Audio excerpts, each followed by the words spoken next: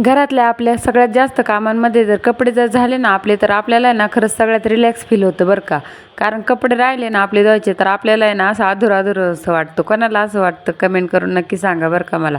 कारण कपडे अशी गोष्ट आहे ती झाली ना आपल्याला निवांत वाटतं, चला बाबा आता सगळं काम झाले दिवसभराचं. मग कसं रिलॅक्स फील होतं ना. आजकाल उन्हाळा तर एवढा वाढला आहे ना, त्यामुळे आहे ना पटकन धुवून आहे ना पटकन कपडे खाली घेऊन यावं लागतात. कारण आहे ना 2-3 तासात आहे ना कपडे एकदम सुकून निघतात. त्यामुळेच ना मी सकाळचं स्वयंपाक डबा दिला नाही यांना की लगेच कपड्याच्या मागे लागत असते. म्हणजे कसं लवकर काम आवरून घेते उन्हाच्या आत. कारण गरमी ना खरंच खूप वाढली आहे आजकाल. त्यानंतर मग सर्दी झाली, एवढं काही खायचं तर काय मन होत नाही. त्यामुळंच ना असं चटरपटर खायचं काम चाललं होतं.